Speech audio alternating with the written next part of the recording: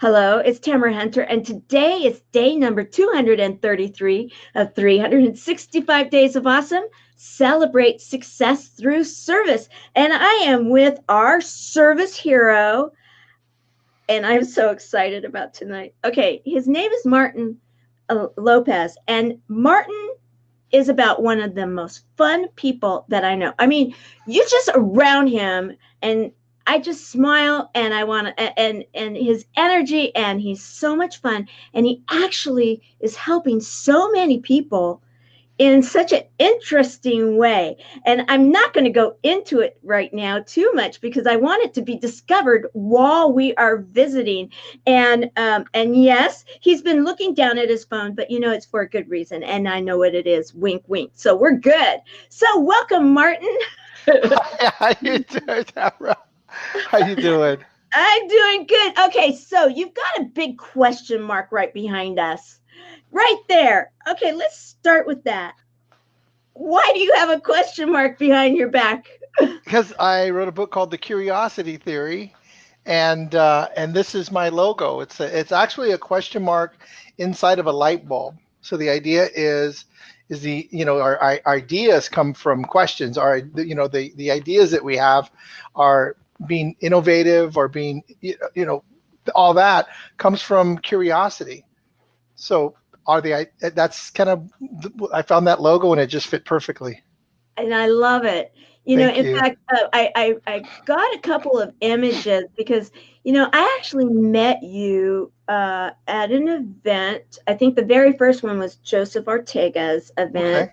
in San Diego. And then we saw each other again at Sammy Dresdy's all over the place. I mean, wink, wink, and hats off to all of our friends.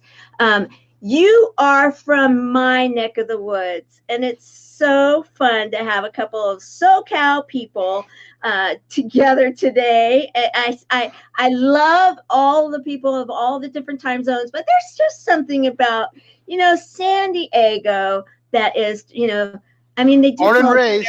it American finest city. So me too, me My too. wife as well. My wife is from San Diego, and my mom too. Really? Oh Yeah, my goodness. And so we've got a lot of SoCal, San Diego, American finest loving it. being represented. In fact, okay, when I was going and looking at your profile and pulling a few pictures, I have to say, I just thought it was the sweetest thing. You and your wife are in all sorts of pictures together. And that has a lot to do with some of your message, right? I would say probably most of my message. Right. Because the curiosity theory, even though I do it in corporations and I do it with teams, it really is the same thing that I at least try to do in my own life, in my own relationships. Because I find that the way that we interact with our relationships, if we're lucky, we can interact with our the people that we work with. We can the people that work for us, and I think that they both are a reflection of each other. So Mm-hmm. as I work on those relationships, as I work on being a better loan officer, as I work on being a better entrepreneur, a better trainer, I work on being a better husband, I work on being a better father as well. And that's so important because you explain when you are up there and you're entertaining everybody and you're helping them to kind of come through that evolution of curiosity and you really talk about why curiosity is so important. It is. I was talking to somebody today and I was saying, in everything we do, if we get stuck, the only place we can go is curiosity. Mm-hmm. But we don't necessarily go there. Like what I mean by the only place we can go, like the best, probably the smartest place to go is curiosity.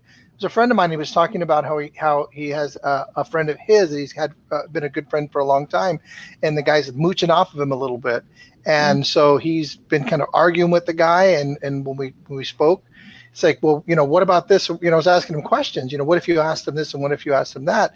And he looked at me and he said, well, probably change everything. That would probably change everything. So he was actually approaching a relationship with more of an attack, more of an opinion that he had, and that was taking the relationship in a direction he didn't want to go.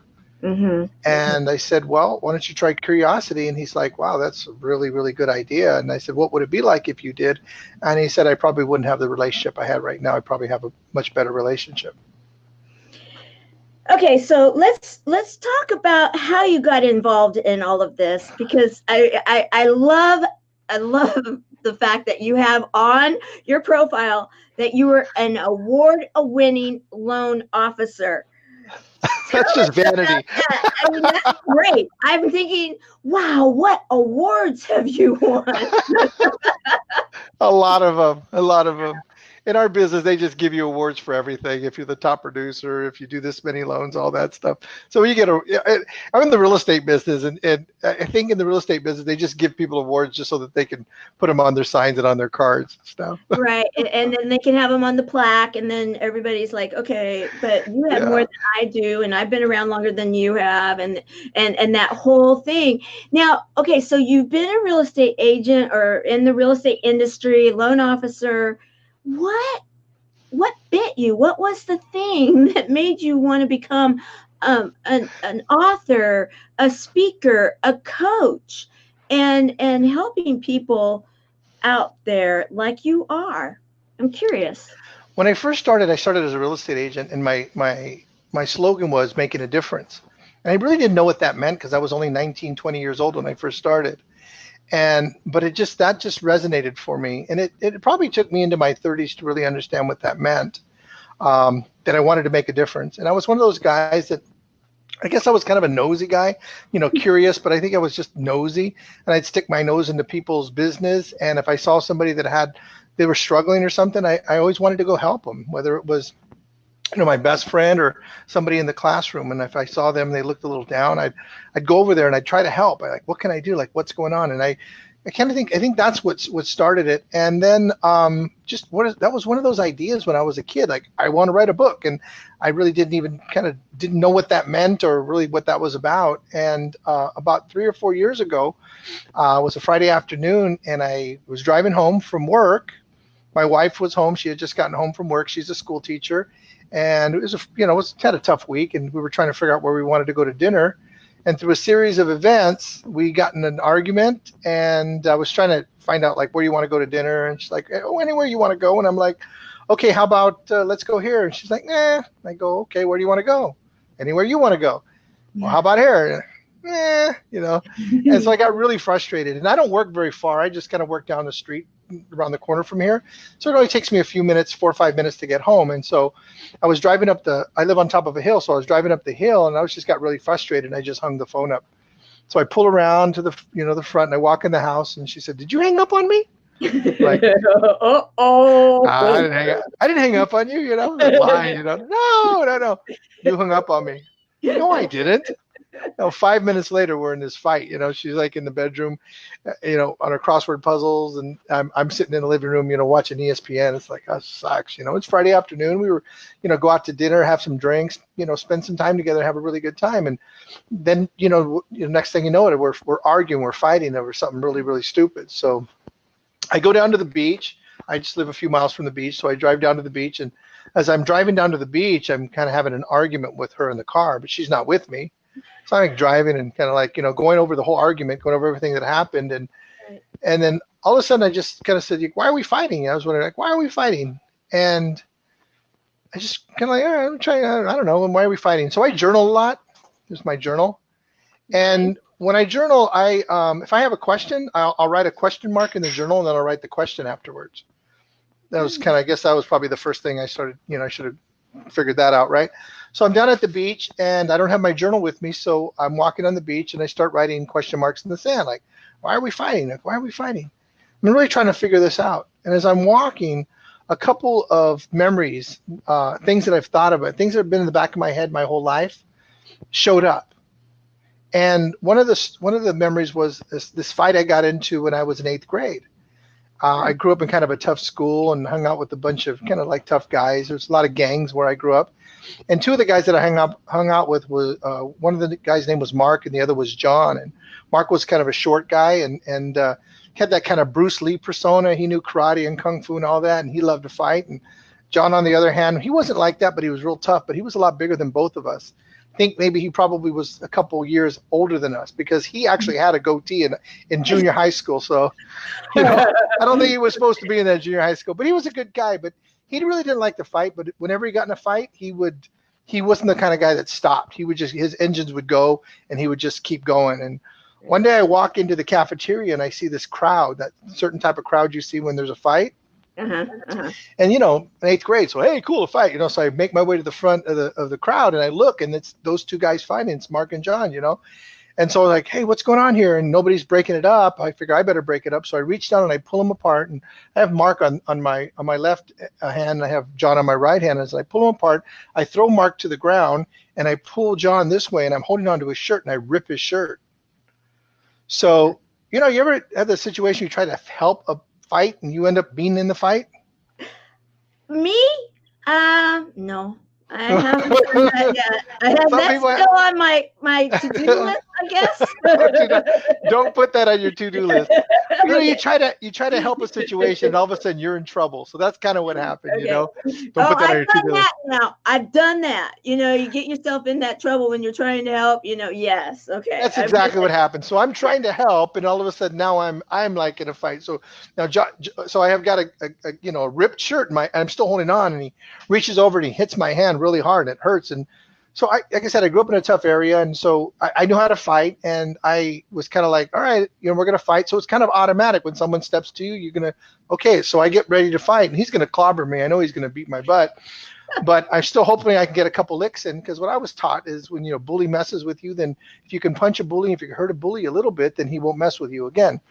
So I'm getting ready to hit him, and I'm thinking in my head, one of those thoughts, and the words just come out, and I go, John, why are we fighting? And it's just his face just kind of had this like really weird look on his face, and he goes, I don't know. And he reaches over and he picks Mark up by the hand, and they walk off, and they go, see you later.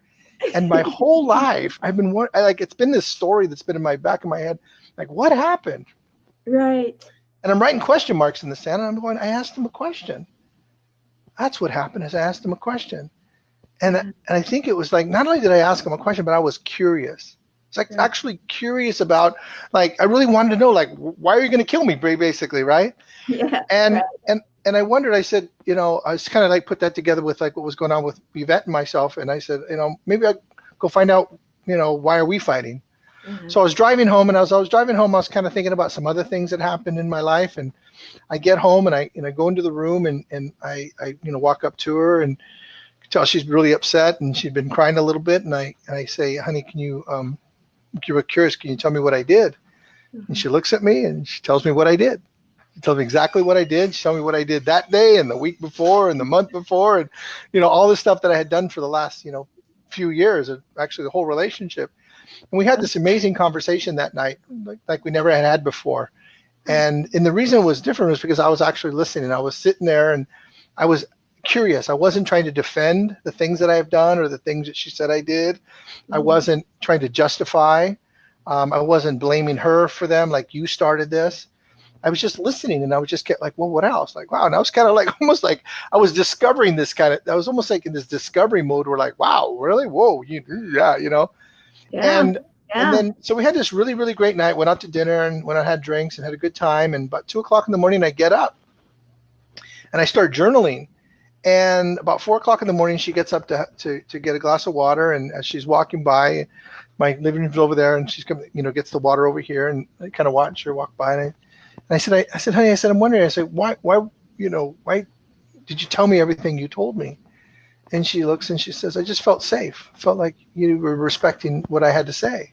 I was like, it's pretty interesting, So I started to think about that, like safe and respect, and started to wonder, like, about like, what is safety? Like, what happens when people are safe? Like when you give someone safety, Well, they're gonna share more. They're gonna like when someone treats you with respect and you feel safe, don't you feel like you're like more willing to risk than just, right? Oh, absolutely, without a question. Yeah. And I started to kind of figure that out. Go ahead. I was just going to say, because sometimes when you're in that situation, you feel like you have to almost duck and cover, and to be safe is that vulnerability, to be able to open up, because everybody has that they want to make sure that if they're exposing the underbelly, if you will, Yeah. that it's not going to be hurting them. Yeah, like I'm not going to have any repercussions or anything. Right. Like if I share with you like what you're doing to bother me, in this situation right now, like this is what you're doing, this is what you did, and I didn't appreciate that. Well, if I get defensive, then people, when we get defensive, people clam up. They don't share anymore. And so then they start to play it safe, and I'm not going to tell you really what you want. I'm not going to tell you what you did. You're just a jerk, that kind of thing, and then we find that people don't give a whole lot of effort to the conversations or the relationships or the jobs. And then we find that people, like, the next step is that our morale is low. It's like we don't feel good. We're not happy. We don't feel appreciated. We're just, and then we just get stalled out, and we're just like, I'm not even going to try anymore. That's why relationships start to fail. And I started to kind of like study that, and so after my wife had said that, it really made me think. And I had journaled probably like 20 or 30 pages that night. And then that Friday, I was in a Toastmasters. I went and gave a speech about what happened. And the guys in the Toastmasters said, you should write a book about this. And so I had all the notes, so I just wrote a book. So long story to a question. But it's a great one, because what it's doing right here, Martin, is it's validating exactly what it is that, I wanted you to be here as a service hero, because what your message is, I wanted people to see the message, because you deliver in so much energy and fun and enthusiasm and everything, and yet your message really gets to the core in the heart, and that is so important, because especially, I have been entrenched in my community recently, and really working in it. And a lot of times when you have people that have been affected by disease, you can track it back many times to stressors and things within relationships, and how they've gone south, and how there has been that hurt, and how sometimes you may not even be aware that you've hurt someone that deeply that they could have that kind of a stressor on their body. And so you see your message to me, and the way you do it in such a fun delivery, and yet it's so impactful. I really want to thank you for it. So let's do this before we go on, because we've got I've been kind of like sharing some messages here. I already shared this, but Eric Johnson, your buddy and mine, he's let me change the format here. Mr. Habitat Warrior. Yes, he is Mr. What is it? Wonderful, fantastic, Mr. Awesome. Yeah, awesome. Mr. That's Awesome. right. Of course, Mr. Awesome. Thank you for being here. Yes, awesome in bold letters, capitals. We have Hermilo. Thank you for being here and all your support, Hermilo. I appreciate it. We've got Jeremiah Knight in the house, and yes, Thanks, these Jeremiah. two are changing the world, of course, and so are you. Brad Michaels, you're killing it today. And sorry, player. That's awesome, player. You're funny, player, Brad. that's two of us. Yeah, he's funny. Okay, so let's go into it. How did you come up with and tell us about Yum and Yuck? I absolutely love this.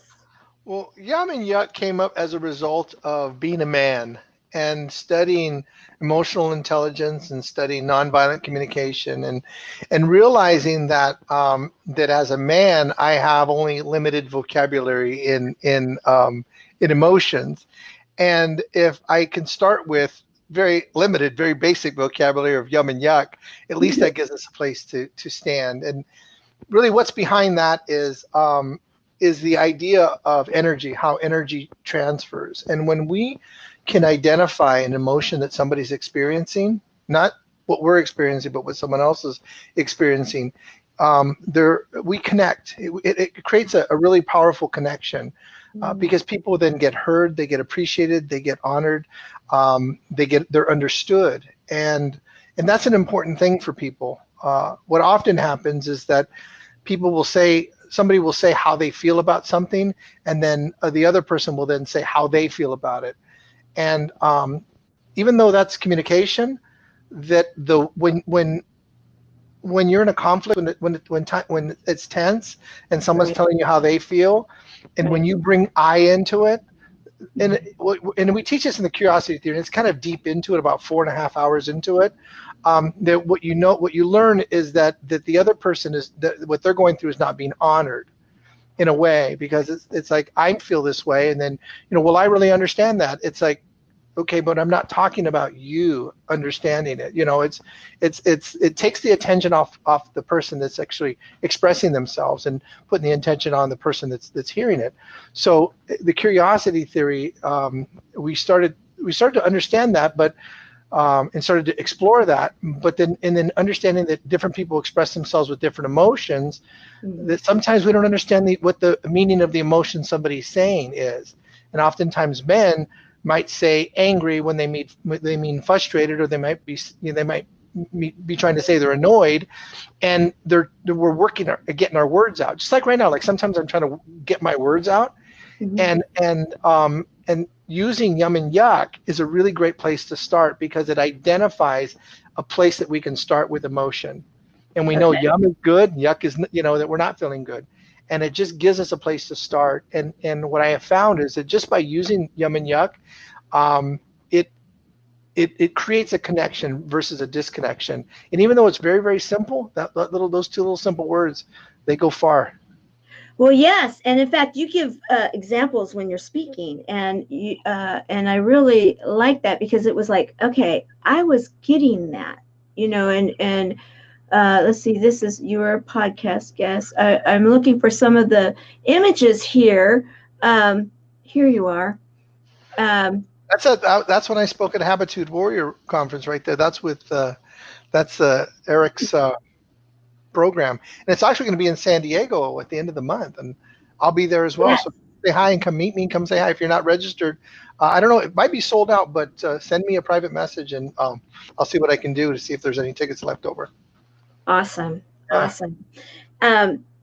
So let's play Yum and Yuck. Okay. Okay, so I'll ask you a question. You tell me yum or yuck. Okay. Okay, so how are you feeling right now? I'm feeling a little yuck. I got a little bit of a headache. My neck's sore. Oh, Yeah. Yeah. see, that's that. And I have to say, I appreciate you being here when you're feeling a little yuck. See, that opened up a whole nother avenue for me to understand the situation, and that I appreciate that. Wow. We're expected to say that we feel good. We're expected to say all Yeah. this stuff, right? And so, for me, the curiosity theory works, and it's like I'm thinking about how I should answer. Like, should I just answer like, "Hey, I'm doing great. Actually, my neck hurts, my head hurts a little bit. I don't Uh-huh. feel so good." And all right, let me just say it, and maybe it opens something up. Yeah. Yeah, it does. Because I'm thinking I'm just thinking a lot of the people that I know in my life. If and that's one of the reasons I love this, because I actually think it is such something that everybody can use and apply. Yeah. And just the way that you did that example, it even opened it up that much more for me. And I'm sure everybody that's watching is that, okay, it's not just that you said yuck, you gave a little bit of the reason why it was a little bit of a yuck. Now, is that always the way it works, or is it sometimes that it's just the one word? Well, so is it no? What we do is we teach. We have like emotional words in the curiosity theory. So we have two charts that we use. I'll show you real quick.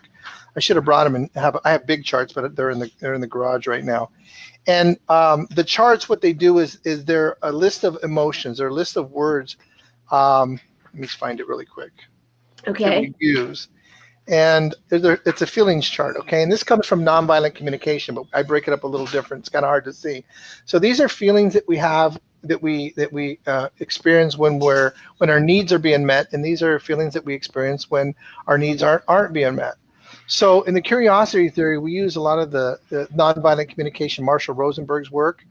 And Marshall Rosenberg, he talks about nonviolent communication, and what he talks about is how we so communicate with such violence to ourselves and to other people. and that if we can learn to communicate with less violence and more authenticity, then we're, kind of the world turns out to be a little bit better place, and communication certainly turns out to be a little bit better place. But the thing is that not everybody uses the same language. I may use annoyed for a different reason than you would use annoyed. Right. So I may say I'm annoyed, and you have to reference to yourself to see what annoyed means, right? Right. So oftentimes, because I investigate what people are saying, I actually want to know what they mean by annoyed, because I understand that I have a definition, or somebody may say I'm excited or astonished or thankful or moved or touched or comfortable or centered or content. So for me, if I assume that I know what they mean by that, I'm now speaking to them from my definition. Make sense? Yeah. Oh, absolutely. Yeah. Yep. It's that. Yes, and yum.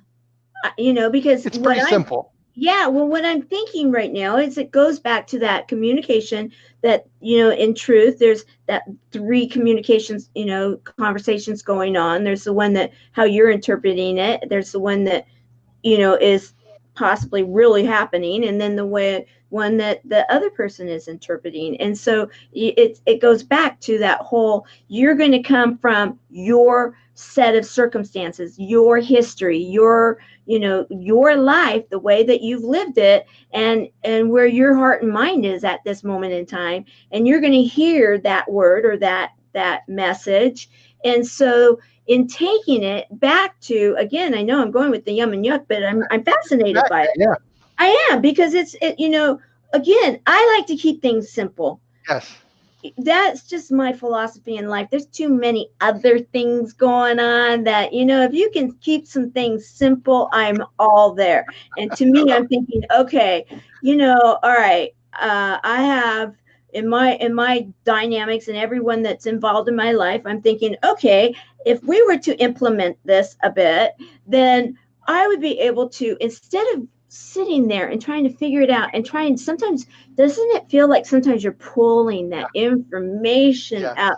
And I have a few of those. And it's like, okay, if we can have it maybe an easier playing field, maybe a more comfortable environment where it can be like, okay, I'm just going to blurt it out, whatever it is. And then that might feel a little bit more like, oh, that relaxation of, okay, I got it out. It was one word, but I got it out. Now at least my intention is out there, or at least where I'm coming from. So now it might be easier for someone to talk. And that's what I'm actually thinking. Exactly what it is. That is absolutely on the head what it is. It's a place to reference to start that actually accurately expresses where you're at. Like, yuck. And then you ask questions from that. So so what's yuck for you? What's that like for you today? Right. And then people then will communicate what it is. Or what's yum like for you today? Well, it's this, I have some steaks marinating over there, and that's yum. I'm excited about that. So there's that going on, right?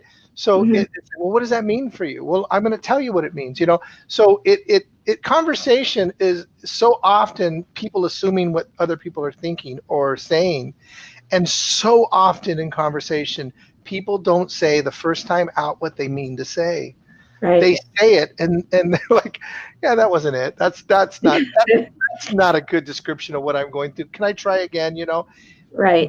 But because the way that we communicate, because it's violent, because it is you're expected to say what you mean and mean what you say. There's not a whole lot of room for like negotiating or dancing with it. Wow, I said something and I didn't mean that. Right. Or how often have you said something and the act of saying it made it disappear?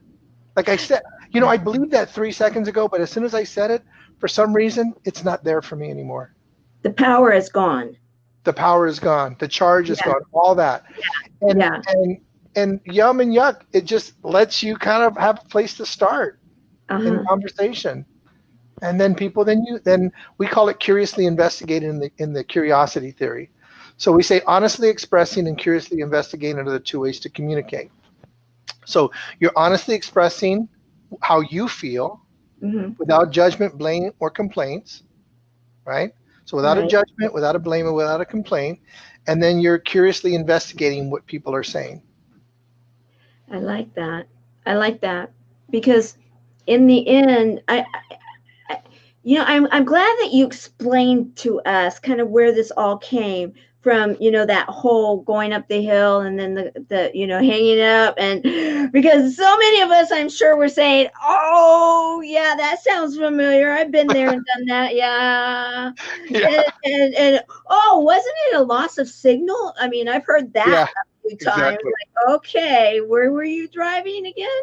exactly. And so, but the fact that you shared where that came from, and I mean, how did you come up with all of this? This is incredible stuff. I mean, did you go to school for this? Did it just come from, No, life? I stole from everybody. I studied spiritual psychology, so my wife and I took a master's course in spiritual psychology at the University of Santa Monica, and that was probably one of the biggest game changers. But when I was 19 years old, I got involved with Landmark Education with the Okay. Murray Earhart's group, and I spent a lot of time there, probably 12 years or so, working in that whole stuff. And I read a lot. I don't read all books, like I don't read like complete books, but I read Right. a lot of books, and I listen to a lot of stuff, and I talk to really interesting people, and I'm always curious about what their philosophies are and how they go about their life, whether it's a religion, and what's behind the religion and why is it that way, or it's just behind a philosophy, whether someone is a this is going to sound terrible, but whether someone is a KKK member, a Black Panther, or just a regular person. I'm always really curious about those, like what informs you to be that, like if you're a Right. racist or if you're not a racist, like what informs you. Like Mhm. I don't have an opinion about someone that's a racist, like they're bad. It's just they're informed a particular way. And like I said, a judgment, blame, or complaint. If I judge them, then how can I learn? How am I going to find out about them? How can I, and not necessarily help them because they might not be asking for my help, Mhm. but how can I learn? How can I understand? So going into how you help, Hmm. okay, so the day job, let's just say, so you've been involved in real estate, which we know San Diego is a great market, and it's had its ups and downs, but so is everything. Yeah. Um, you've written your book, you go out there and speak, and then you are a coach. So you teach the curiosity theory through your coaching. Is that what you're doing? I'm not, I'm a coach. I'm not really like a coach like a lot of these guys are coaches. I coach people through conversations, and I always make sure I ask people, is it okay that I is it okay if I coach you right now, that kind of thing. I'm not like a big, heavy paid coach. That's not one of my things that I aspire to. I more aspire to be a trainer and a teacher. That's kind of more where I want to do and work with large organizations and go in and like literally shift the culture of organizations, whether it's a nonprofit or it's a huge company like a Qualcomm or something like that. And I've been in some pretty big companies to work with some of the leadership in some pretty big companies, CEOs, board of directors, CFOs, all that. So in the conversations, it absolutely shifts cultures. It changes the way people operate because the curiosity theory is a shift in the way that we operate, the way that we speak, and it's so fundamental as a conversation that it informs all of our conversations and all of our relationships, the ones we have with ourselves, the ones we have with other people, and the ones we have with the world. This is really interesting to me. My background is more the corporate environment. I was a corporate recruiter, and headhunter, and worked within all of these different corporations. And you saw the different cultures, and they're very different at times. And so, how does that work? Do you create programs for the company itself? Do you go in for a few days? I'm totally curious. This is the book. This is my workbook. So Okay. this is a Okay. one-day program. I teach this program also like as open enrollment program. So I do it about once a month. as an open Okay. enrollment program. Typically anywhere from 10 to 20 people will do the open enrollment. And then in companies, it's going to be anywhere from like 10 to about 30 people that'll do in a corporation. So it's a 1 day program. Now you advance in the curiosity theory where you actually go deeper, take deeper dives, because the first thing is we call it the skill for connection. So the skill for connection is about how we relate to ourselves, how we relate to other people, and how we relate to organizations. The Okay. next level is the STAR process and flow, which is how an organization works, having a skill for connection, so that everybody's respectful to themselves, respectful to others, and then understands how to deal with conflict. So when they're in heated situations, when we want to yell at somebody, and sometimes we do, how do we navigate those kind of conversations? Kind of like a conflict resolution course, but a deeper communication course, human connection. And so once we're connected that way, we all want to start working and make things happen. So what's the process of actually being effective as a company, as an individual, as a team player, and as part of an organization? So it's important to look at all those three different aspects. Okay. And so that's the deeper cut of that. That would be the more organizational psychology part of it. Okay. Yeah. So if a company right now, because I know that there's a lot of people that would be in the kind of a position that they would be calling upon your type of a skill set to come in and help. Like if they're saying, wow, I could really use that right now. How can you do me a favor and in the comments when we're done, put all your information and so that they can get a hold of you if that is the case, because I can see how important this is. Let's do it. You guys, do it now rather than getting all those labor law attorneys in and all that kind of stuff that happen later. It's much better to go ahead and do it right now, right? Yeah, absolutely. So many of the things that happen, like why do people leave organizations? Mm, Why do people try to sue somebody? mm, It's often to meet a need, and often it's just I didn't feel respected or I didn't feel appreciated. They didn't listen to me. I didn't feel heard, and I wasn't important. I was no value, and it's not often what someone's trying to make somebody feel, but it's often overlooked. And when mm, you can identify what people's needs are, and we kind of go into the whole needs thing, we start with Maslow's hierarchy of needs, and then what we do is we break Maslow's hierarchy of needs into little quadrants, and we identify words that are actually our needs words. Like for example, like in self-esteem, it could be a need for meaning, for challenge, for clarity, competence, fun, intimacy, participation, purpose. okay. So Yeah. what happens is you start to identify like what is important for people, and that these are the drivers of Mm, people. And so when you have a need that's being met, it's yum. When you have a need that's not being met, it's yuck. And the right. ability to tie that into somebody individually is really, really important, because that's what motivates us. And what happens in companies, unfortunately, is you have somebody that's running the company and they're saying, we're going to do this contest or we're going to do it this way. And that serves their need. Right. But Right.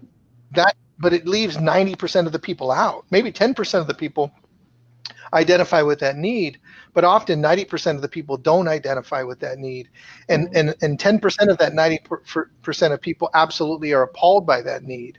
And Huh. so this is why we see 70% of the people in companies are basically just cruising along and not really trying and just getting by to get a paycheck, Right. because we don't address needs, and we don't address yum and yuck, and we don't address what's going on and with people. We are so busy trying to make a profit and trying to make the shareholders money. And the funny Mhm. thing is if you have a group of people that are excited to come to work, they'd actually create more profit for the shareholders, and they'd Right. probably create more profit for the company, more profit for themselves.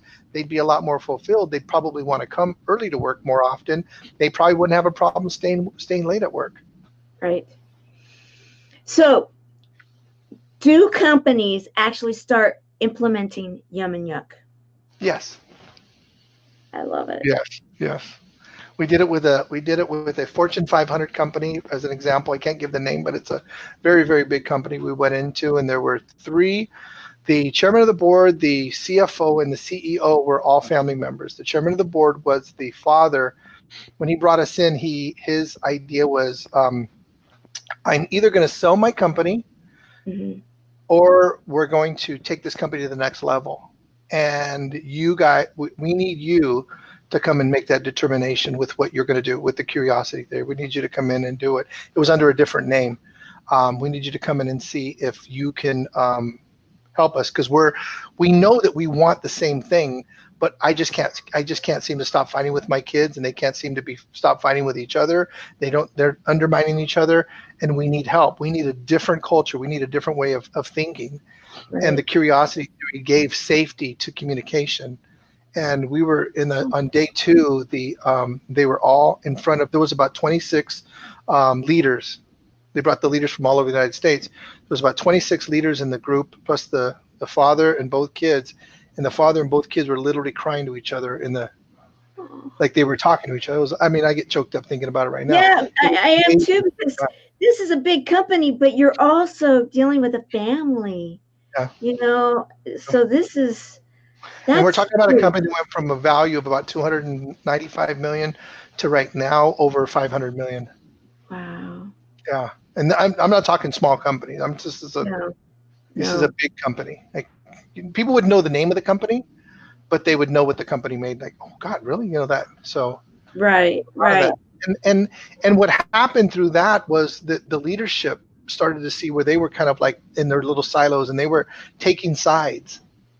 And they didn't even really believe their side, but they were basically ducking for cover, because if the CFO ended up being the one that got that ended up getting the CEO job, they wanted to make sure they were aligned with that person, because if they weren't, then they were going to lose their job.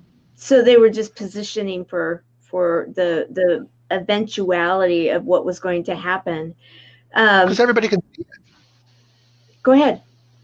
Yeah, everybody could see it. It's not, you have kids. You have 3 kids. I have 2 boys, and they think that they do stuff that we don't notice. Yeah. Isn't that interesting? I know. It's like, come on. Yeah.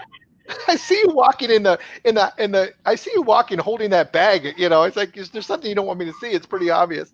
And it's the same thing that happens in companies that people literally physically posture themselves because there's something going on there.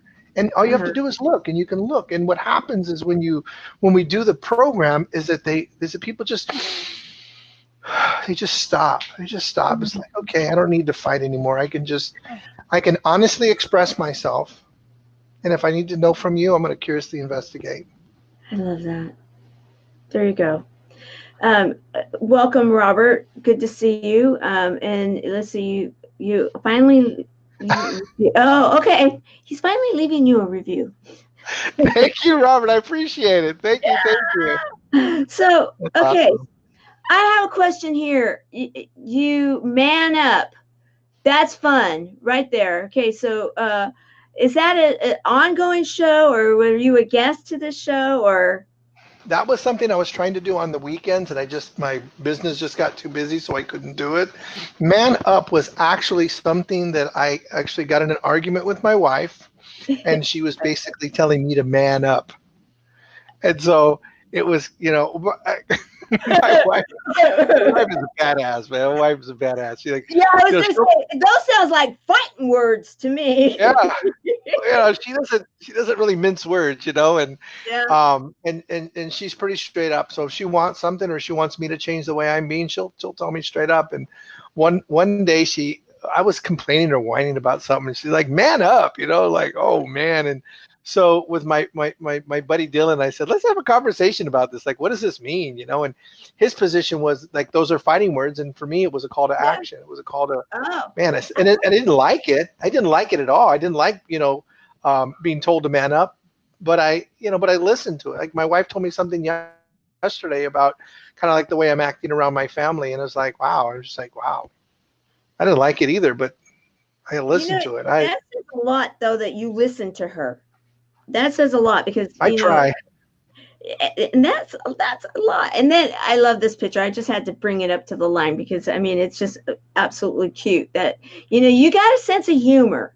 because you're dealing with some serious stuff, really, when you're talking about the curiosity factor theory, and Uh-huh. helping to change the way that the dynamics of words and communication. That is so multi-layered and heavy stuff. And so for you to do it the way you do, and like I just looked at like a lot of your posts, and they're just fun. You know, are you working on your dream? Okay, so here it is, but you've got it, like, you put it in fun ways, and I just had to go here. And then of course I was you're Santa Claus. you're willing to be, the stand-in when he's up there doing his thing. He You're called willing me to go up out and he said, there. "Hey, Lopez, I need you." I said, "I'm in, Yeah. Santa. I'm your guy." Yeah, so there you are. I love it. And so what let's see. We have Robert has said something. Let's see, it's quite short. Okay, so Lauren Show. Okay, so he's just basically telling you that, let's see.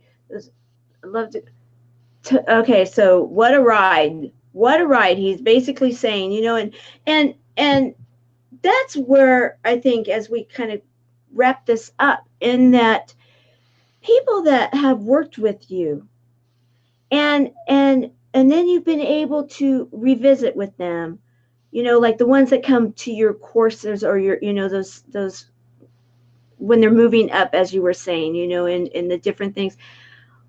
What do they tell you after they've started implementing this? How has it changed their lives? They people mostly tell me how like things in the relationship, they're not the same. Like, it's, I used to do this with my mom, or I used to do this with my employees, or I used to do this with my team, and like, I just don't do that anymore. And then people look at me and they think something's different about me. Right. And yeah, that's kind of what people say to me. It's like, and they bring it to their family and they bring it to their work at the same Mhm. time, and they see that the parallels. So it's a full life experience. I say it's I call it the curiosity theory for sales when I do it with salespeople, and I say it's a personal development course disguised as a sales course. It's really what it is. Uh-huh. There you go. So, There you go.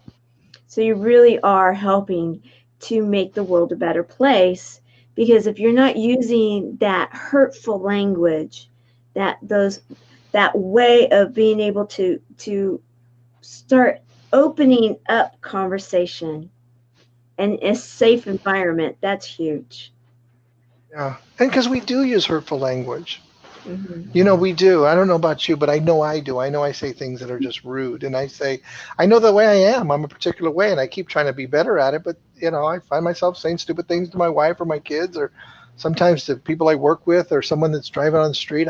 I'm a human being. Like you called it, I'm a humanoid. I'm a human. Yeah, I'm a humanoid. So it's humanoid. not Yeah, about. a tamarism. Yes. Uh-huh. I love that one. That was great. You said an afraid humanoid. I Yeah. don't. I'm not perfect. I'm nowhere near perfect. I'm Martine, and I Right. do what I do. I grew up in a tough environment, and I live in a high stakes. I work and live in a high stakes environment, and I work with people that are high stakes players. And I Right. work with people that are up to something. I don't, I mean, not that I don't work with the gardener or something like that, but my typical person that I work with is a CEO or somebody that is Mhm. like a game changer, and they need what they look for is something that's different than they've ever had, because Mhm. these are people that have gotten to where they've gotten to, and they're smart, they Right. they know their job, but what they find is like, man, I just keep running into this wall, and curiosity just takes you back and goes, hey, that's not a wall you're running into. That's this or whatever it is. But I don't coach people and tell them things. I don't coach people and tell them. I investigate so that they say it, because when people say it for themselves, they Mhm. own it. you know. Mhm. And I don't Right. have to know anything. I don't have to know anything about anybody to coach them. Nothing. I don't have to know, because people know what they want and they Mhm. don't necessarily know how to say it. So curiosity is a way to investigate so that people will say and get to where they want to get to.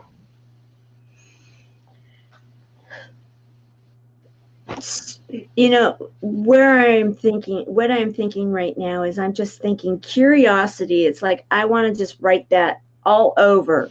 And so that because really that can change everything. Just that, your logo, that word curiosity, if you start looking at an issue with that word curiosity without the judgment, and then follow it up with yum or yuck, you Mm-hmm. know, then you are now opening up yourself for actually having a conversation like you shared that you did with your wife that night, where she felt safe to share those multiple years worth of things, Yeah, right? absolutely. Yeah. Right, right.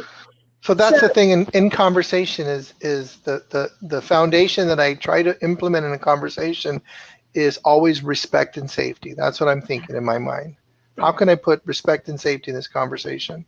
Hmm. As when I don't have it, whether it's a conversation with my wife where I'm being a jerk, or it's a conversation with a client or somebody, if that's not there, it's not gonna go good. It's not gonna go in a good direction. Doesn't matter what kind of smile I put on my face, because if people don't feel good, they don't feel safe, and they don't feel like they want to share, they don't feel like they want to participate in the conversation.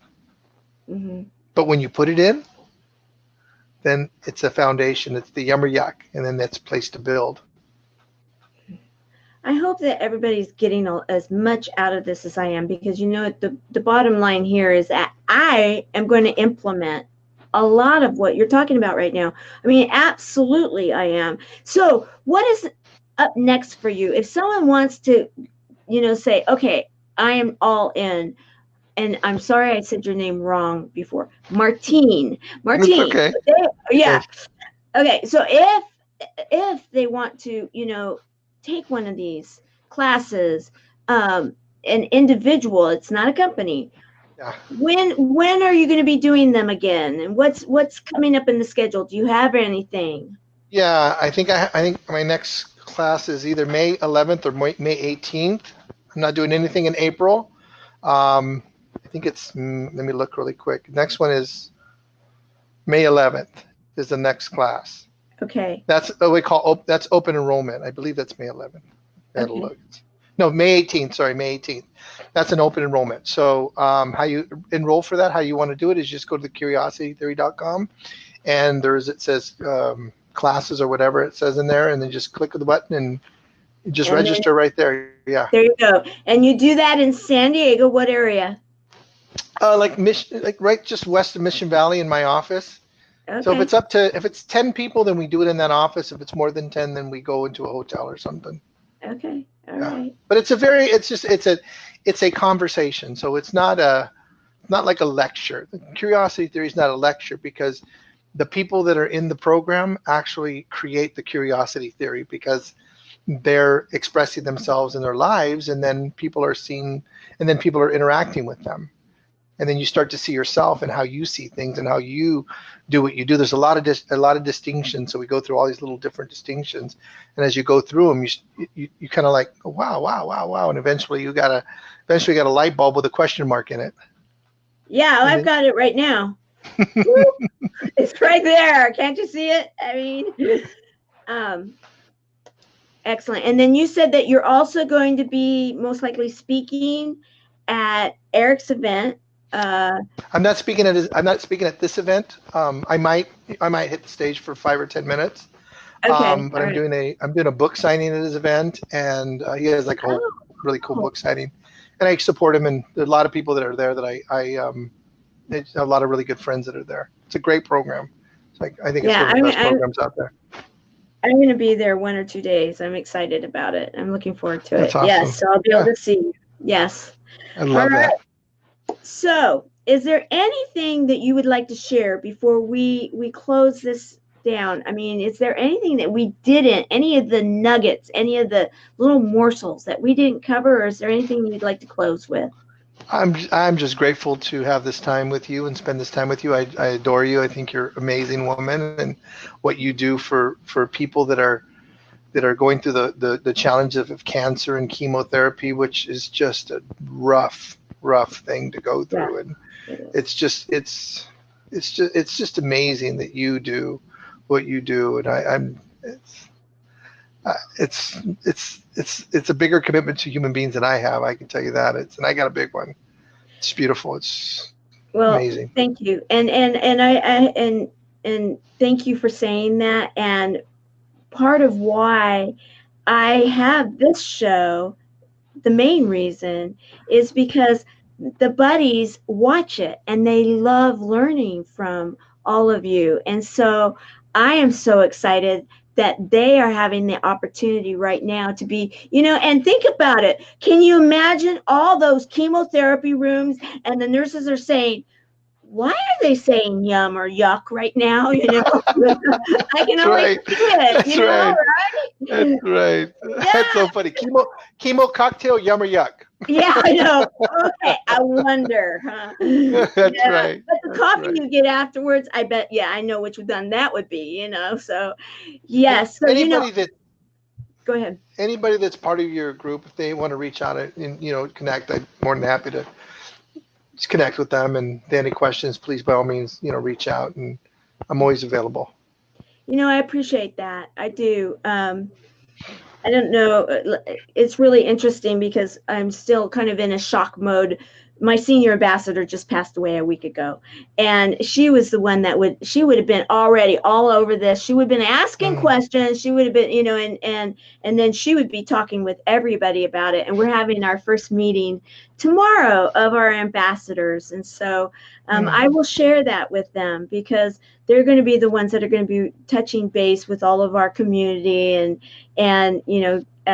because she had a very large space that she held within our group. And so thank you for mentioning that. I really appreciate it. And for the buddies, we are getting back, and I'm so excited about this group of people that are stepping up and saying, yes, I want to support you. Yes, I want to be an ambassador. Yes, I believe in the buddies.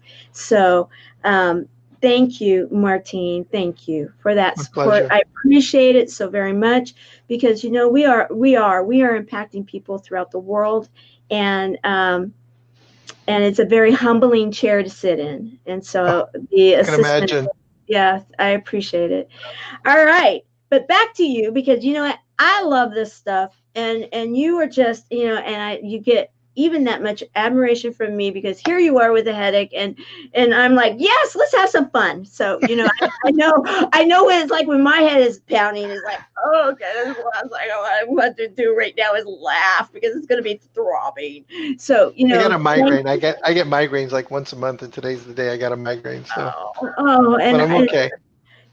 Thank you again, because I come from a family of migraines. I'm free from that. It's just like, yes, I understand. So thank you. So we're going to let you go. I'm going to close out right now. And I want to say thank you. And as we close day number 233 of 365 Days of Awesome, Celebrate Success Through Service, Martine Lopez, you are a service hero. You have come up with a really fun way to break down some of those barriers of good communication and having a safe environment to be able to share and to possibly even heal some experiences that people are having in their life by using two words, yum and yuck. Absolutely love it. I love it. Thank you. Okay, well, thank you so very much, and have an amazing day, and feel better, please. I will. All right. And then thank you everybody for listening. Yes. Thanks for hanging out, everybody. Yes, thank you. And I will see everybody else tomorrow. Bye.